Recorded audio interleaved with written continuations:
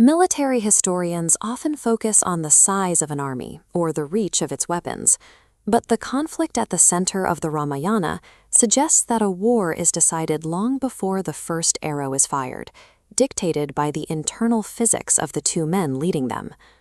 Rama, the Prince of Ayodhya, lives by a code called Dharma. It is a framework of duty and humility that functions independently of his surroundings. Even when stripped of his royal status and sent into a 14-year exile, his identity remains intact. He is as composed in a forest clearing as he was in a palace. Ravana, the King of Lanka, operates on the opposite principle, ahankara, or total ego. He sits at the center of a golden empire built on absolute control. But this power has a cost. It isolates him, convincing him that his will is the only reality that matters. When a leader believes they are the source of all power, rather than a servant to a higher duty, they stop looking for threats. Ravana's arrogance creates a vacuum where self-correction should be. He assumes his throne is a permanent fixture of the universe. Rigid structures are often the most brittle. While Ravana's ego makes him appear massive, it also makes him top-heavy. A single, highly concentrated point of resistance can topple a system that refuses to bend or acknowledge its own limits. Ravana initiates the conflict not with a direct assault, but with a distraction. He uses the demon Maricha to manifest as a golden deer, a visual anomaly designed to exploit a rare moment of desire and pull Rama away from his post. The deception is successful. Rama pursues the creature into the dense jungle, creating a physical gap between himself and his wife, Sita. This separation is the precise tactical opening Ravana needs. Ravana abducts Sita and retreats toward Lanka. When the giant bird Jatayu attempts a rescue midair, Ravana strikes him down. The eagle plummets toward the horizon, marking the end of the first phase of the war. Rama returns to an empty camp. He has no kingdom, no remaining allies in the immediate vicinity, and no clear path to retrieve his wife. He is a man standing alone in a vast, indifferent wilderness. This is the lowest point of his journey. The disparity between the two men is now total. One sits on a throne of gold, while the other possesses nothing but his character.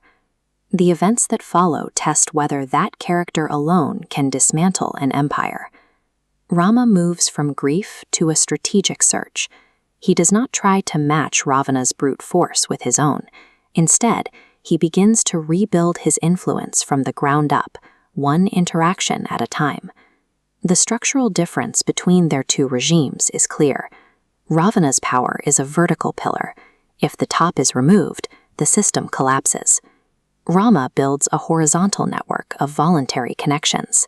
His allies join him not because they fear him, but because they recognize the integrity of his cause. This reputation brings him Hanuman.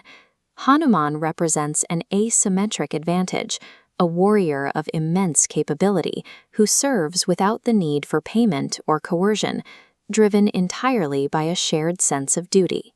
To find Sita, Hanuman performs a feat of pure logistics and will, launching himself from a cliffside and crossing the ocean to reach Lanka. He provides Rama with the one thing Ravana lacks: eyes inside the enemy's walls. This infiltration demonstrates why a network of devoted allies is more effective than a hierarchy of conscripts. Conviction allows a single individual to bypass defenses that would stop an entire army of unmotivated soldiers. In the heart of Ravana's capital, Hanuman finds Sita and presents Rama's signet ring. This small object carries the weight of a promise, proving to Sita that her isolation is ending and that the network Rama built is closing in. Before departing, Hanuman sets fire to the city. This isn't just a physical attack, it is a psychological one. It forces the citizens and Ravana himself to realize that their island fortress is no longer an impenetrable sanctuary. Rama's coalition, the Vanara army, begins the final logistical phase, building the Setu. Thousands of individuals work in unison, throwing boulders into the sea to create a physical bridge where none existed before. As the bridge nears completion, Ravana continues to dismiss the threat. He views the Vanara as insignificant animals, and Rama as a powerless wanderer, failing to see the collective strength of the alliance at his gates. By the time the first coalition soldiers step onto the island, Ravana has already lost the war of information. His ego has filtered out the reality of his own vulnerability until it is too late to change course. The siege of Lanka is a study in structural failure. Rama's forces move with a unified purpose, while Ravana's defenders are increasingly fragmented. Because Ravana's power is purely top-down, it violently shatters under sustained pressure. The system lacks the internal trust required to survive. The battle ends when Rama strikes the final blow, physically and symbolically dismantling the ego that sparked the conflict. The monument to Ravana's arrogance collapses. Ravana was not brought down by a larger empire or superior technology. He was defeated by the blind spots and the isolation he built for himself, proving that an empire of one cannot survive a collision with a community of many. Rama and Sita return to Ayodhya, completing a journey that began with total loss.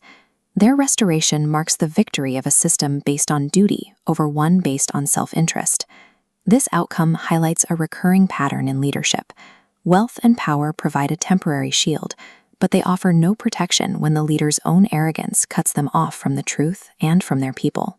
The trust Rama built functions through a network effect. By helping one exiled leader, he gained an entire army. By honoring one promise, he secured a kingdom's loyalty. Each act of integrity became a force multiplier, creating an unstoppable momentum. True influence is grown, not seized. When action is rooted in a sense of duty, it creates a foundation that outlasts and dismantles even the most imposing displays of arrogant power.